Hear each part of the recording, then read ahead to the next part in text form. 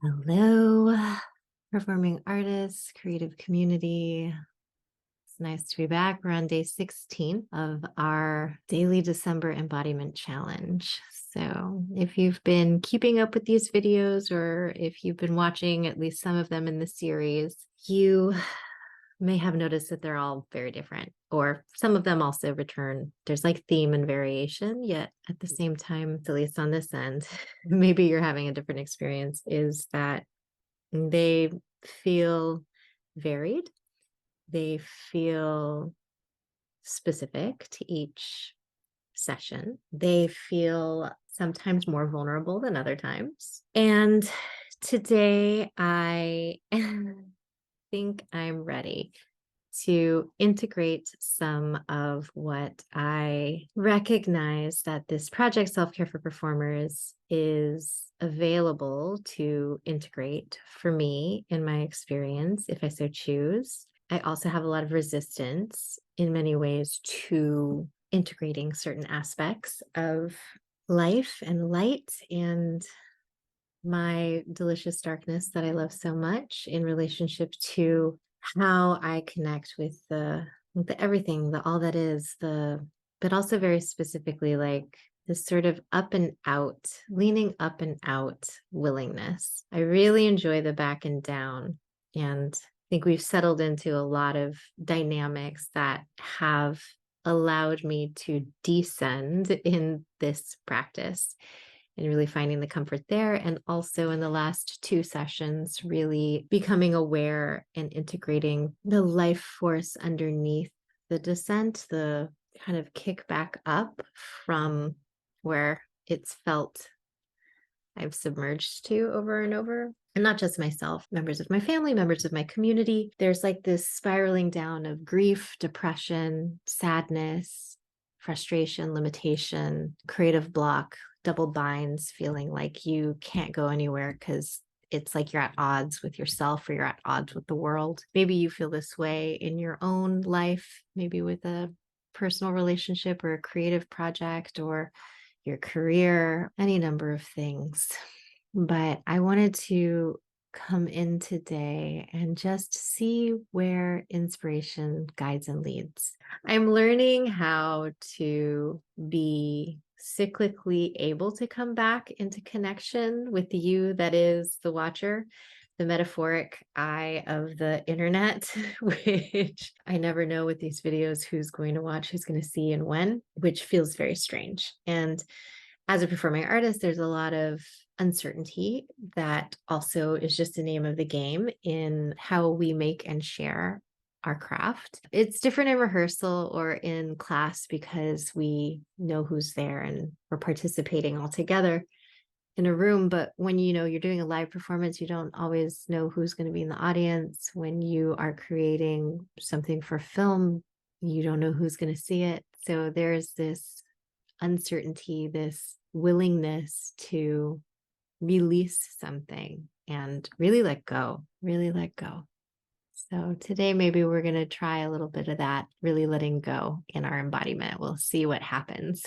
I found a tendency for what just sort of spills out of me prior to the embodiment is often like a foretelling of whatever it is that's going to come up in the expression.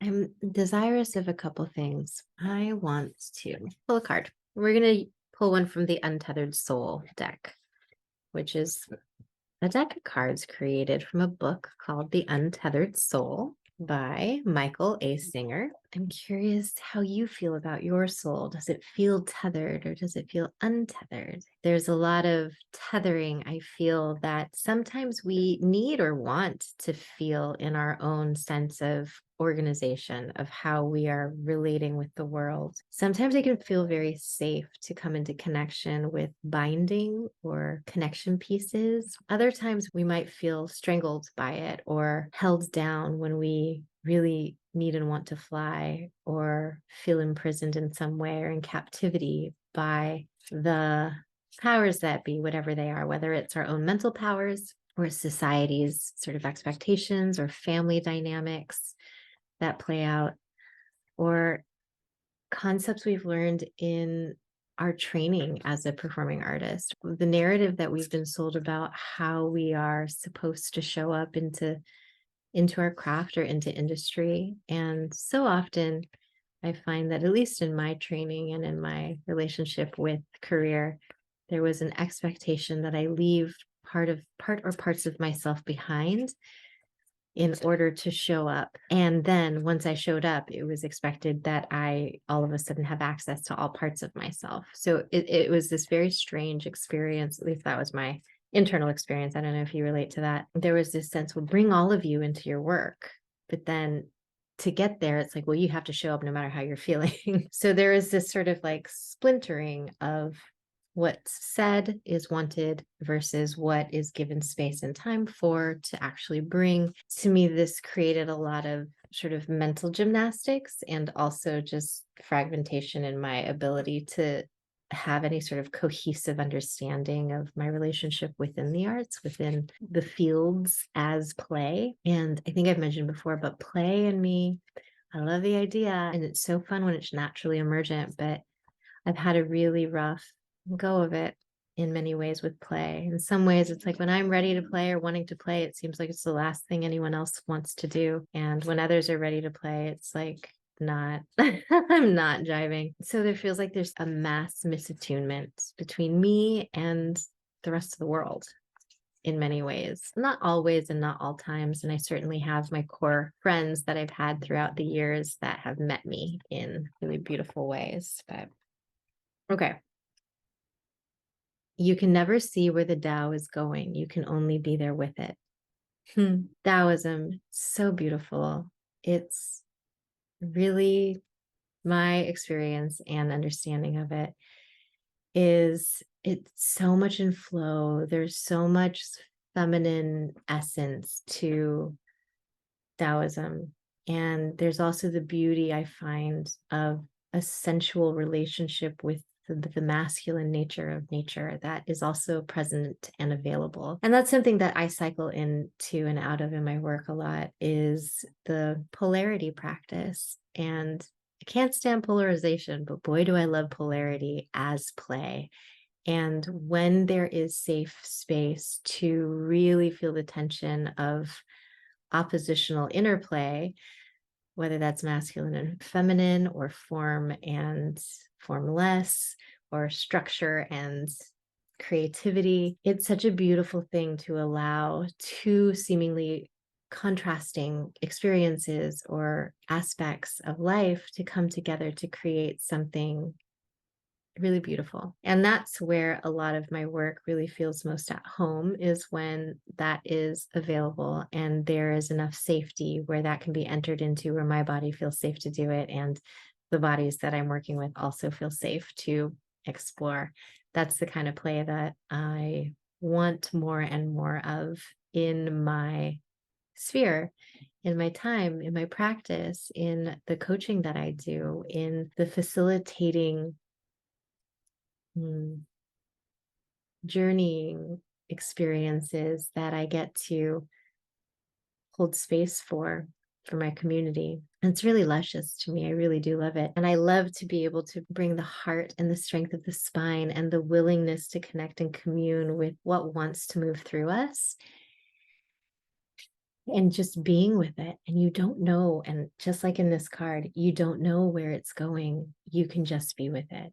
And that's a lot of what this series of embodiment videos have been for me. Even as I've given myself enough structure to feel held to enter into it, I still don't know where it's going to blossom, how it's going to unfold, what's going to happen next. And just being with the experience of the moment is coming back to the performing arts, dropping into the moment, being in the present, really tuning into yourself and your surroundings, and being willing to be connected, attuned, sensual, conscious, alert, so that you can receive and give, that you have a state of readiness to you, a willingness to be with what's called for in the moment. So today we're going to this book I talk about a lot, The Artist's Way, A Spiritual Path to Higher Creativity by Julia Cameron. This book has been one of the most life-changing experiences of my life. When I found this book 2014, I think it was, I began doing my morning pages, and I haven't stopped since. I've had cycles of time for maybe like 3 to 6 months periodically that I'll go through like a really challenging phase or stage and not get my pages in for a cycle or two. But for the most part, I've been pretty diligent, if not every day, then most days. And I have just piles and piles of journals now that are filled to the brim, which is where my project Pages in Process sort of emerged from. I developed in the process of having my daily writing practice through the artist's way, a way to meet the empty space, to meet myself on the page, to be willing to share my expressive self into nothing and not know where it was going to go, since it was stream of consciousness. And so the kind of embodiment that I do, there are different ways to do embodiment practices, but the kind that I do, unique to me in many ways, but also similar to family constellations and walking in your shoes, I would say would be the closest forms that I go for. But I also have a lot of relational connection to viewpoints as a theater practitioner, the spiritual synchronicities or through lines that it speaks of, and on and through.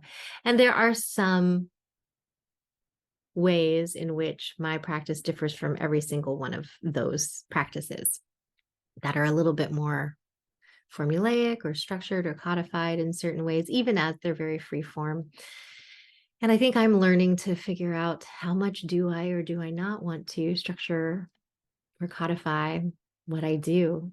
I don't really know. I have certain ways I like to work and different themes that I've taught from and perspectives I stand in that have been consistent for me as a teaching artist for however long, 16 years or so.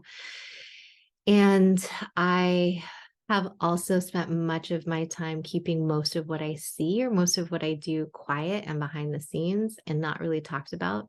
So bridging the space into having clear conversations about what I do and how, I've been bridging that space for several years now with the classes I was teaching to college students for BFA programs in dance and acting for camera.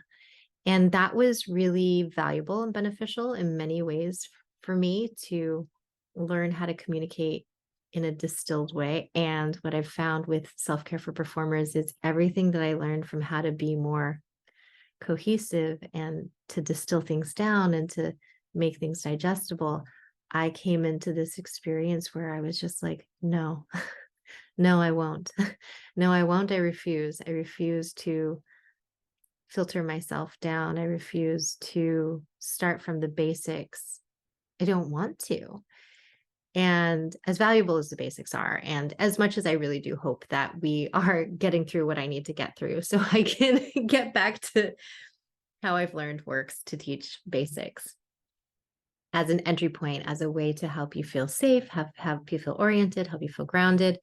These are all very valuable and beneficial things. And I also know that there's a part of me that thrashes sometimes inside, like an emotional thrashing. And what I've found is that when I don't listen to that piece and part of myself, my body starts to break down, and my life may or may not go in a certain way that's building in a direction I want or not.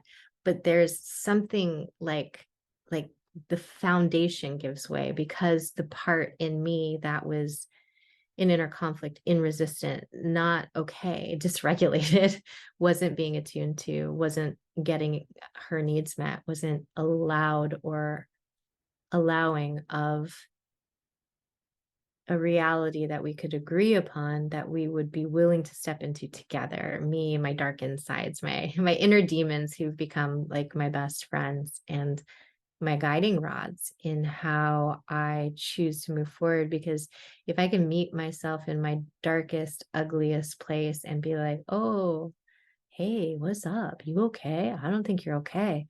Tell me about it.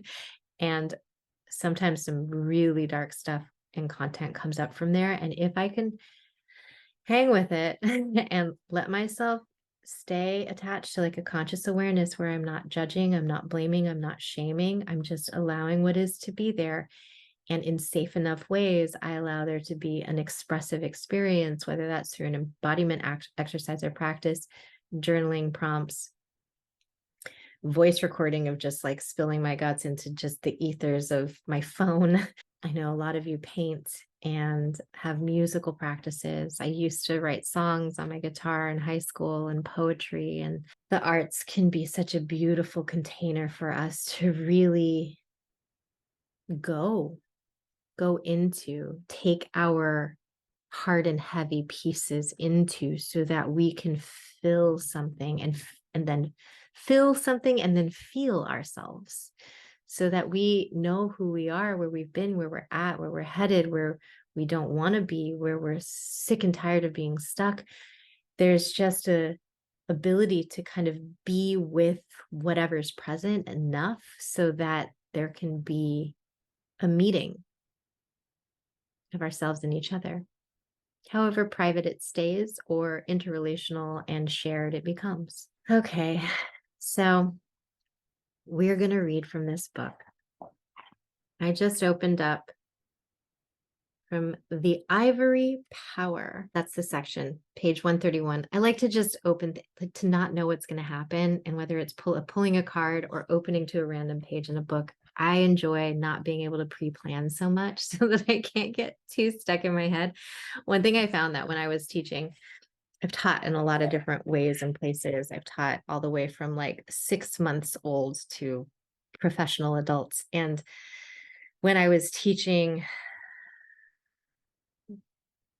I don't remember where I was going with this. I lost the thread. I lose threads a lot, which is part of what I love about the creative process. It's just like, well, you just lose it. You just pick something else up and you go. And I have a background, a history, a connection to community and family where there's just a lot of diverse experiences and a lot of divergent ways people process information. And my mind has to be able to let things go and pick something new up really quickly.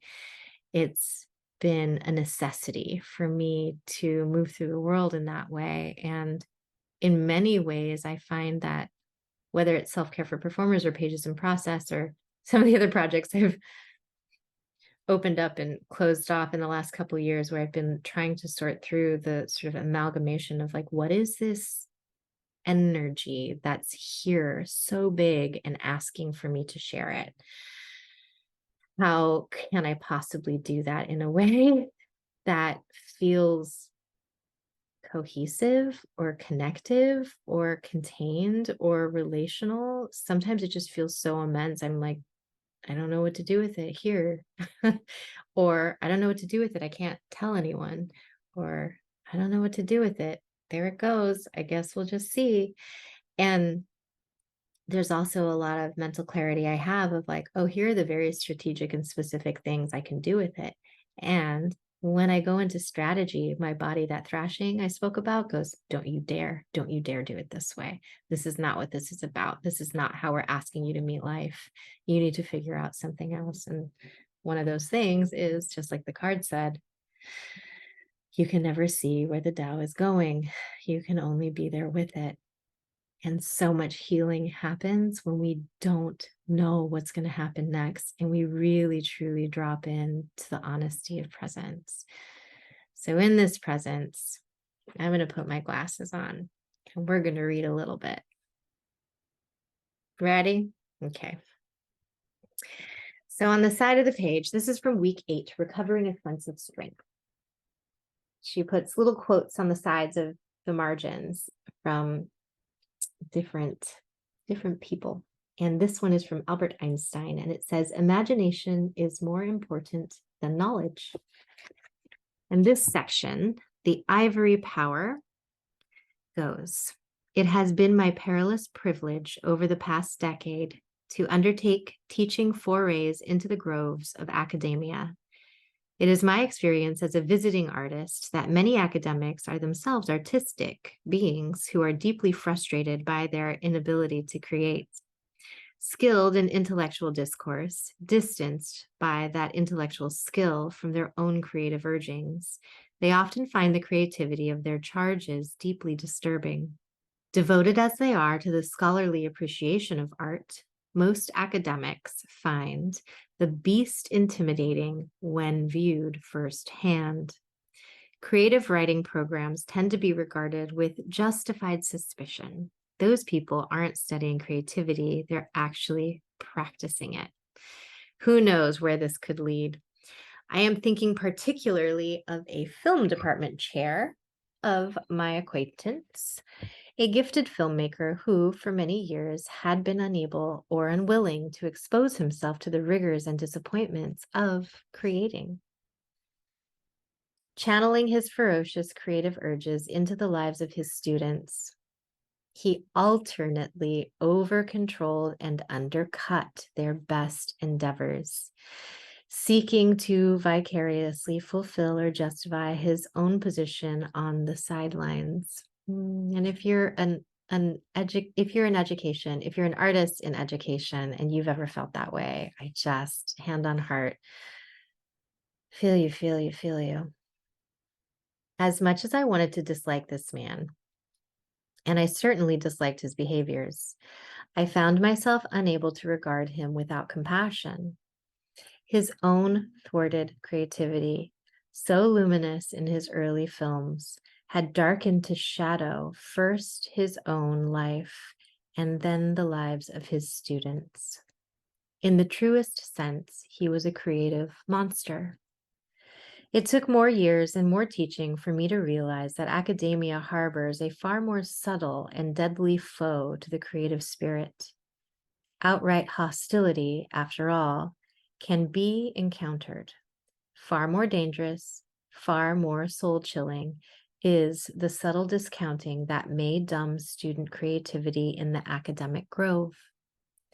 I am thinking now of my time at a distinguished research university where my teaching colleagues published widely and well on film topics of the most esoteric and exotic stripe.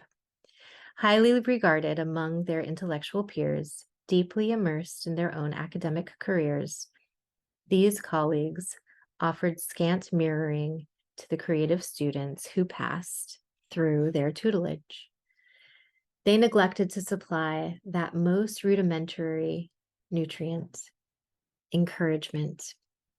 Oh, gosh, that is such a big one, encouragement. And if you're one of my former students, I hope that I've been encouraging to you. I know for many of you I have been, and I know for too many of you, I've worked from other angles before deconstructing or just not having the tools yet and not being able to see myself, having a lot of the experience of you teach how you've been taught first. And some of my teaching was very nourishing and some of it also was not so much. And so if you've been on the receiving end of my not so much in the nourishing and encouragement, I deeply apologize to you. And I want you to know how much you deserve to be encouraged. Okay. Creativity cannot be comfortably quantified in intellectual terms. By its very nature, creativity eschews such containment. In a university where the intellectual life is built upon the art of criticizing, on deconstructing a creative work, the art of creation itself, the art of creative construction, meets with scanty support, understanding, or approval. To be blunt, most academics know how to take something apart, but not how to assemble it. Student work, when scrutinized, was seldom appreciated, far from it. Whatever its genuine accomplishments, it was viewed solely in terms of its shortfalls. Time and again, I saw promising work met with a volley of should have dones, could have dones, and might have dones instead of being worked with as it was. It is not my argument that the world of academia be turned into an exalted artist's studio.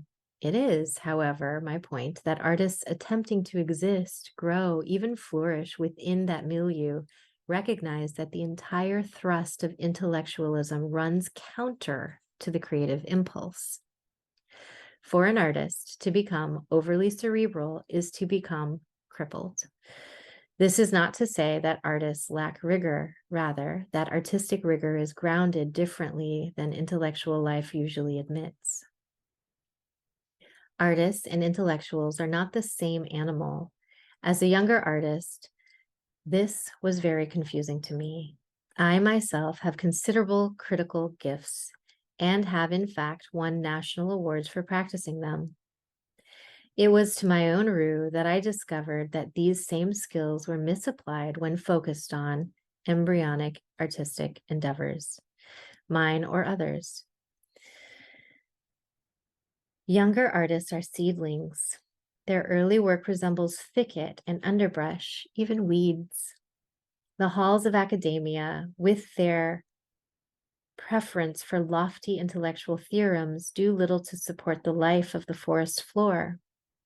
As a teacher, it has been my sad experience that many talented creatives were daunted early and unfairly by their inability to conform to a norm that was not their own. It would be my hope that the academics who read this book and apply it would do so with an altered appreciation for the authenticity of growth for the sake of growth. In other words, as taller trees, let us not allow our darker critical powers unfettered play upon the seedling artists in our midst. Without specific tools and sufficient ego strengths, many gifted artists languish for years in the wake of such blows, shamed at their supposed lack of talent, shamed by their grandiose, in quotes, dreams. The young artists may channel their gifts into commercial endeavors and then forget their dreams of doing more groundbreaking and risky work. They may work as editors instead of writers, film editors instead of film directors, commercial artists instead of fine artists, and get stuck within shouting distance of their dreams. Often, audacity, not authentic talent, confers fame on an artist. The lack of audacity, pinched out by critical abuse or malnourished through neglect, may cripple many artists far superior to those we publicly acclaim. In order to recover our sense of hope and the courage to create, we must acknowledge and mourn the scars that are blocking us. This process may seem both painstaking and petty, but it is a necessary rite of passage. Just as a teenager must gain autonomy from an overbearing parent, so too an artist must gain autonomy from malignant artistic mentors. When Ted finished writing his first novel, he bravely sent it off to a literary agent. He also sent a check for $100 to pay the agent for taking the time and trouble to read it. What came back was a single page of unusable, irresponsible, and vague reaction. This novel is half good and half bad. That's the worst kind. I can't tell you how to fix it. I suggest pitching it out. When I met Ted, he had been blocked for 7 years. Like many beginners, he hadn't even known to get another opinion. It was with great difficulty that he handed his novel over to me. As Ted's friend, I was heartbroken for him that this novel had been manhandled. As a professional, I was impressed. So impressed, I found myself with my first student to unblock. Please try to write again. You can do it. I know you can do it, I started in. Ted was willing to risk unblocking. It is now 12 years since Ted began his work with the Morning Pages. He has written 3 novels and 2 movies. He has an impressive literary agent and a growing reputation. In order to get to where he is now, Ted had to refeel. In order to get to where he is now, Ted had to refeel and mourn the wounding he had endured as a young writer. He had to make his peace with the lost years this wounding had cost him, a page at a time, a day at a time. He had to slowly build strength. Like the career of an athlete, an artist's life will have its injuries. These go with the game. The trick is to survive them, to learn how to let yourself heal. Just as a player who ignores a sore muscle may tear it further, an artist who buries his pain over losses will ultimately cripple himself into silence. Give yourself the dignity of admitting your artistic wounds. That is the first step in healing them. No inventory of our artistic injuries would be complete without acknowledging those wounds that are self-inflicted.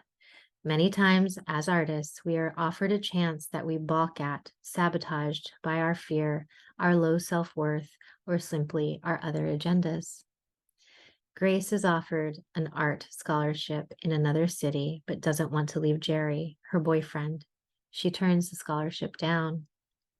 Jack is offered a dream job in his field in a faraway city. It's a great job, but he turns it down because of all the friends and family he has where he is. Angela gets terrible reviews in a terrible play and is then offered another lead in a challenging play. She turns it down.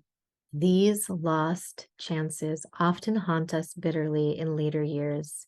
We will work more extensively later in our artistic U-turns, but for now, just counting them as losses begins the process of healing them.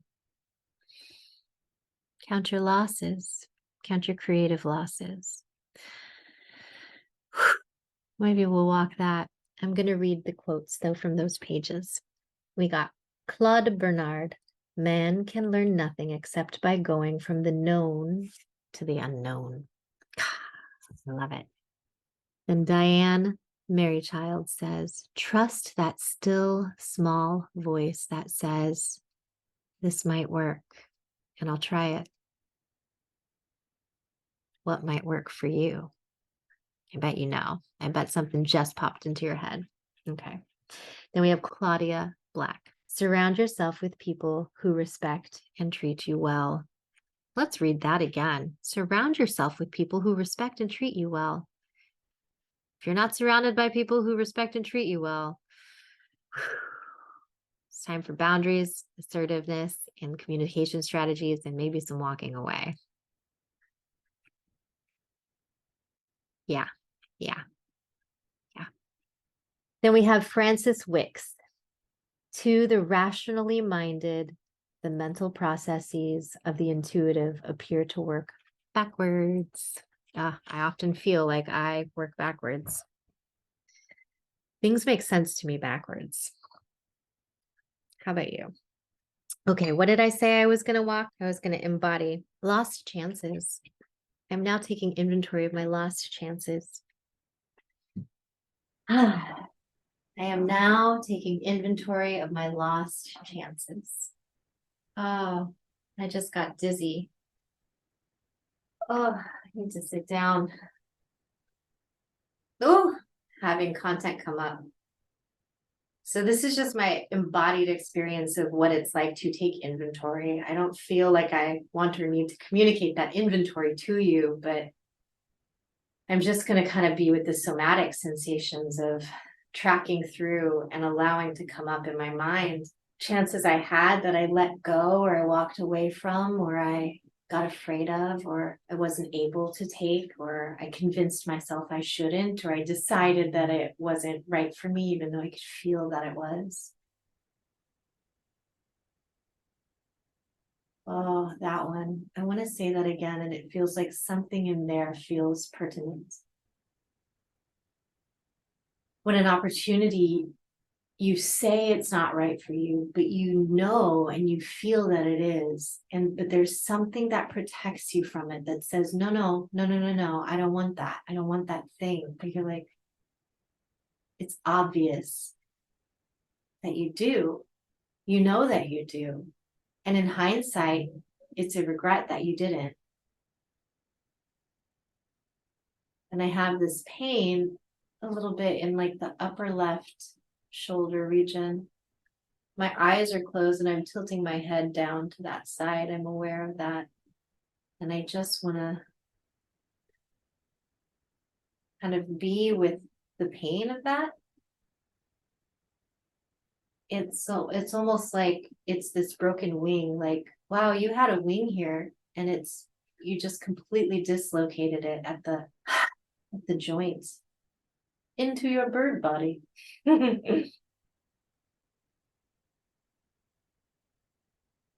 I'm going to stand up and I just kind of want to like take a lap like this.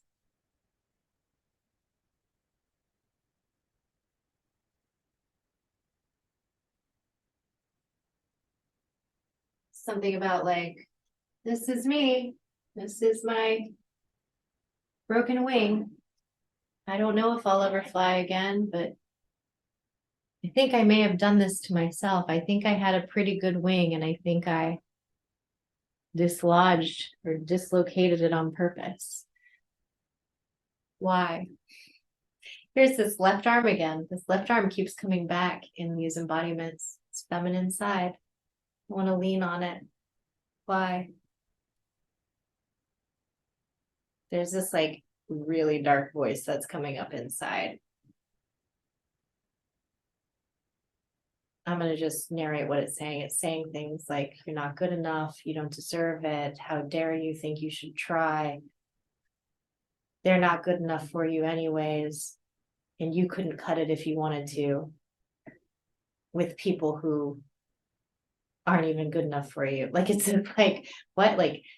Like saying bad things about myself and others at the same time.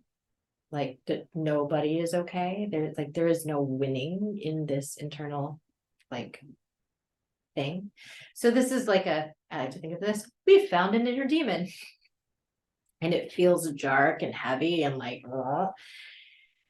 And what I found there is I gotta meet it in compassion. I have to meet it with giving it air and space to really become what it needs to become. And I will filter my experience a bit because we're just on YouTube. But yeah, I don't know where this would, it feels like there's potential for this to go really weird. If I was by myself in my solo practice, or if I was even in a circle with a group of people who I trusted and like we were in practice together to embody. But I'm just gonna kind of like filter the edges of it a little bit,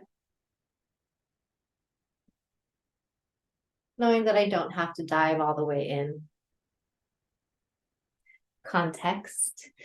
Another thing about trauma integration is that you don't do too much too soon, too fast. And it could be enough today to just know that, hey, there's that deep, dark voice in there. And for me to really account for all of my lost chances, I'm going to have to reconcile with that part of myself.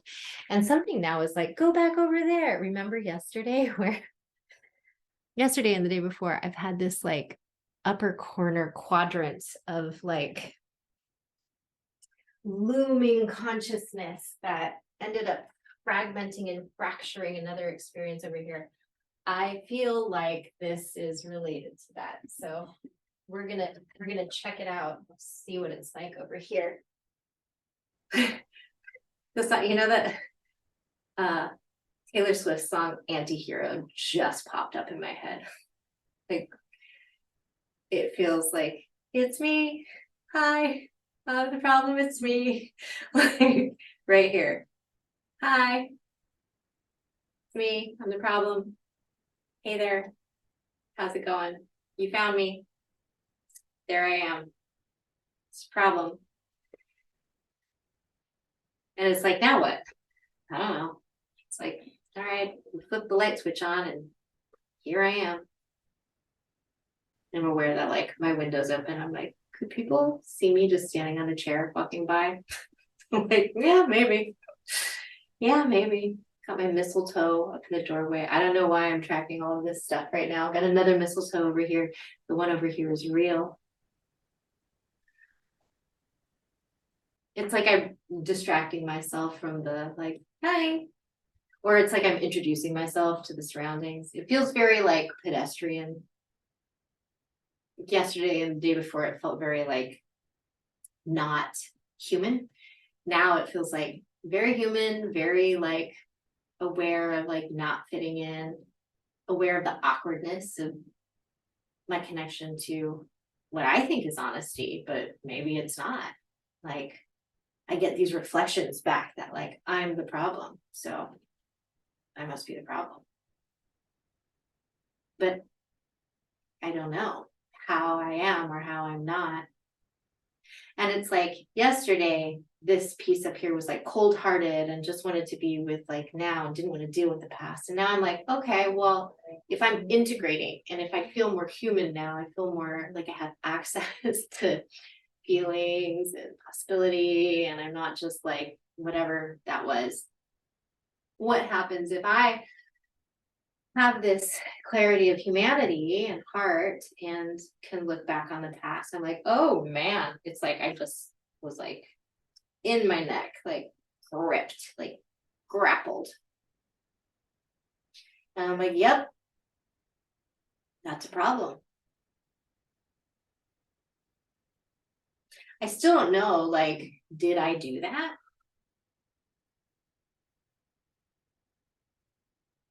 I'm wondering if I did. I'm wondering how to like figure out if I did.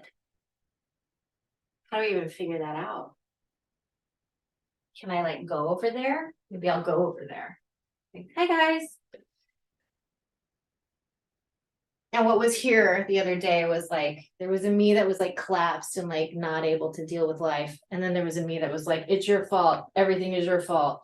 And then there was a baby involved. And like the me on the left, which is the feminine, like mother, didn't want the baby. And the one on the right, the masculine, was like, I'm taking care of baby. And then they like got together and were like, all right, we can do this later. And then something came in, and then the feminine side was like, I don't want anything. I don't want to have anything to do with this. I don't want it. Let me be me. I don't have to want that. It's okay if I don't want the things you tell me I'm supposed to. But now I'm like that person and I want to come see what's it like if I sit here, like in this context.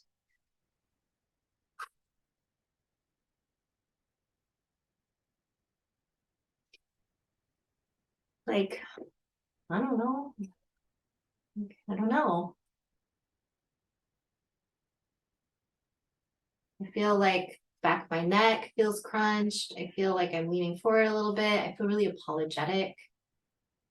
I feel really like I wish things worked out, but I don't know if I did anything wrong and I don't know how to find out if I did. So I don't know what to do. So I feel kind of like just stuck, and I still have this like broken arm wing thing. Can't fly because I hurt myself, because it's like, I don't know, did I do something wrong? I must have done something wrong. So I shouldn't fly, break my wings so that you feel better because you can't fly.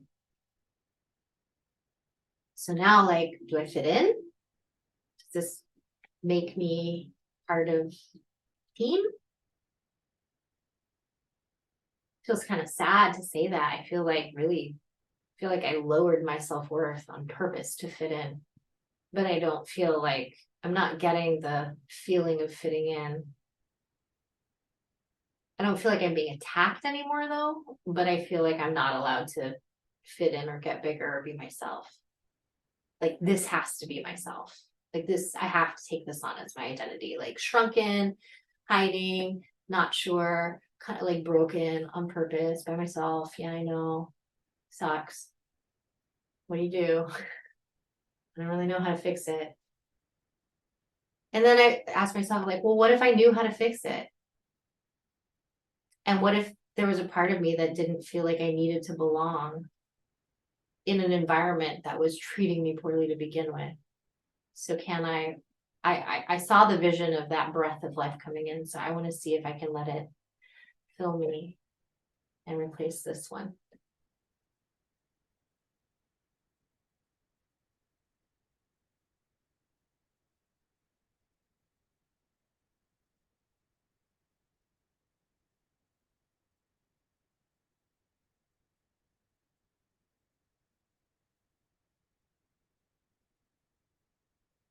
Oh, I felt this almost funnel tunneling into this like ferocious, fierce thing which was closer to the way I came up from my like depressive episode in the last video or two. and was like, get away. And I like banished the upper thing, the God force of it all. And now I feel sort of like, well, I mean, if that's just me, like, if that's just a version of me that was like, oh, I guess I must hurt myself now. Like, what if I let that be?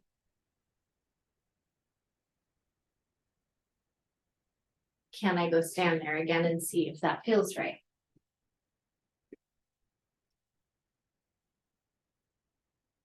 Now I feel like I can stand straight, like clear. I don't really care how people are gonna project onto me because I know that it's gonna happen. Like there's gonna be projection. So I can just stand really clear on my footing. And I know how long it's taken for me to like know who I am, not because I haven't known who I am, but because I think I've been confused and I think I've thought that I was that dynamic going on there. And in many ways I have been, but I've also always been this. And I just want to let that be okay. What if it's okay to be here? And what if the dynamic that was there, like, what if that can be healed? What would that look like? What if I did have some agency over that? What if that was part of my fault? Could I renegotiate how I connect over there? And I feel like I'm just sort of like separating the two bodies or psyches or aspects of inner parts from one another. And then like integrating them back in, like separating the Play-Doh and then squishing it together, separating, and but only like as feels right, as feels like it feels good to the parts that are there, that there's a blending of sorts. And then I want to dance it. Be like, oh, look, my arms work again. Do I even have wings? Could that be okay?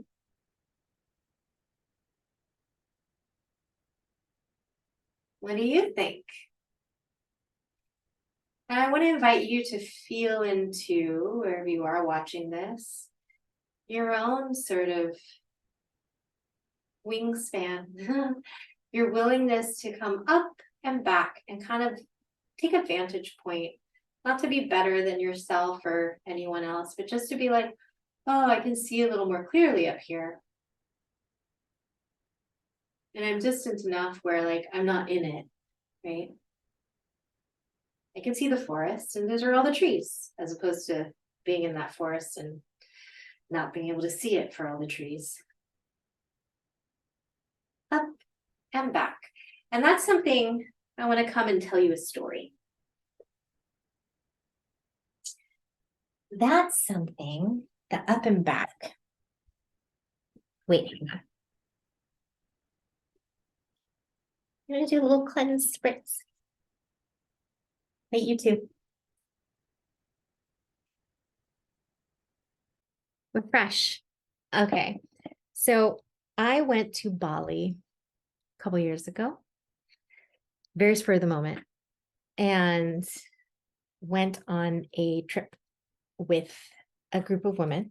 And into the trip, it started to feel off and weird. I started to get a lot of mixed messages. I started getting communication from others in the trip that something felt weird to them too. And I was like, I was going to let it slide, but since it's being brought up, okay, maybe we should bring something up. And then when we did, it went okay for a while, and then it didn't go well. And then it went really bad and really south.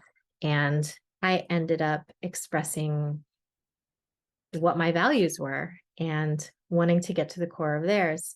And we got to a point where the core values did not align. And I went, okay, I'm not going to surrender into this experience because our core values are not aligned. Wow. Yeah, no, because if I keep surrendering into the experience you're providing while you're guiding me away from my value system and what I hold dear and how I want to move and operate in the world, then like, no, like you're manipulating me into something I don't want to be. We got enthusiasm, joy, and love. If you can feel that all the time, then who cares what happens outside? So once we aligned there, I was given 30 minutes to pack my bags in Bali and find a different place to stay for the duration of the trip because I didn't want to participate in the way that they were aligning things. And so I knew it would take me 30 minutes to pack my bags. And I said, I'm just going to pack my bags for the 30 minutes. If I have to be out, that's not enough time to find a place and then pack. So if that's the timeline you're giving me, then I'm going to have to just wing it. And trust that you can never see where the Tao is going. You can only be there with it. So I trusted the Tao, and things just kept opening up for me. And I would just take it one step at a time, one step at a time, one step at a time. And when my body or my emotions or my psyche or the things felt like they were going wrong, I stopped and maybe went back and to my hotel room, wherever that was, and just figured out the next step, just the next step, making sure I had a place to stay each night. I found a place to stay that night, and then I was able to extend that for another 2 nights. Initially, I could have done it for the whole trip, but I wasn't sure, and then they booked the room. So I had to find another place, found another spot that ended up being incredible with like a tin roof, and it started raining and pouring, and it was just this really luxurious and beautiful hotel space for so much less than it would cost to stay anywhere in the US. And I had these like I like down to the wire. I was on the dregs of my credit card trying to get through the rest of my trip. But I kept just going with the next best thing and leaning into the experience of enthusiasm, joy, and love. If you can feel that all the time, then who cares what happens outside? And just trusting that it would work itself out. And it did. And I made it back and I had enough money and I was able to get home. I had this profound spiritual experience while I was there.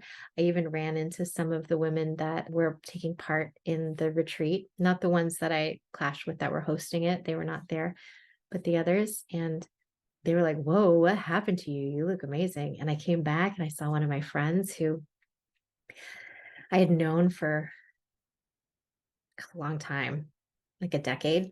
And they were like, you always feel like you're moving through something right now. It feels like you've moved through everything and you're just present. I was like, yeah, it felt amazing.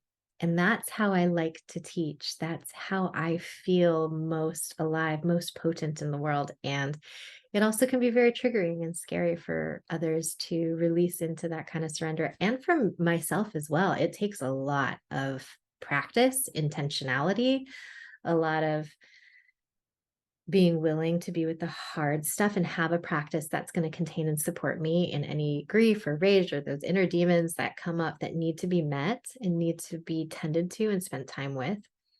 And then also to come back into connection with the flow of life and trust that the next thing that you do will find its way to you, that there is and there are synchronicities that are working out for you along the way. And when things start to go wrong, that's a sign to slow down, pace yourself, maybe think a moment, maybe go back and process a little bit more. Maybe something needs to inner demon integrate before the next step arises or aligns. And letting that be okay and part of the process. Just like Julia Cameron was talking about, in order for Ted, I believe he had to, in order to get to where he is now, she says, Ted had to re-feel and mourn the wounding he had endured as a young writer. He had to make his peace with the lost years this wounding had cost him, a page at a time, a day at a time. He had to slowly build strength. And that's what I feel that I am doing here with you. It's also what I know that I help people do in their lives with my clients, my students, my friends, my family. It's what I do.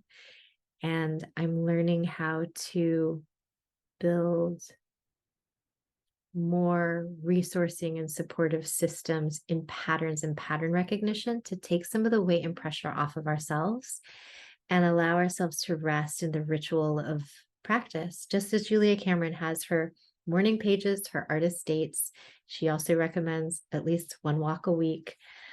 She has so many resources, and there's so much value in her work, and I find so much of her work so valuable. And there's a piece that I've mentioned, that GOD word, which she uses as an acronym for good orderly direction, as a way you can think about it in case you are one of the people who's like, I can't stand this word and I will never integrate it. What I love about her work is that she is willing to meet you there, even as she says she's still going to use the word, and is empathetic to the experience of those who may never want to and may never feel like that's going to be a match card for them.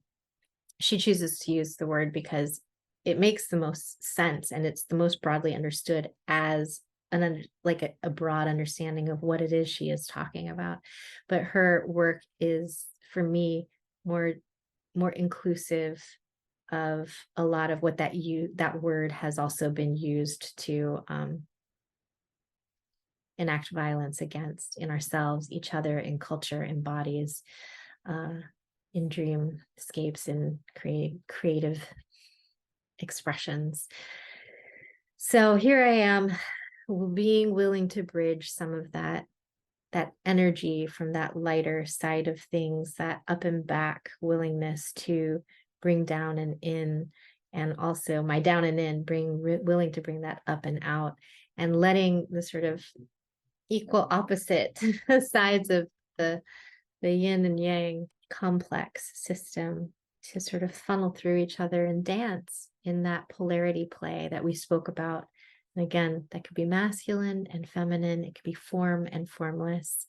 It can be structure and chaos. It can be so much. And there is so much lusciousness that can be had when we learn to find trustworthy experiences in ourselves, as ourselves, with the life force that moves through us, and with the way we meet the dance of the world as it populates into synchronicities. We become more lucky. So, to becoming more lucky. Wishing you well. I'll see you tomorrow.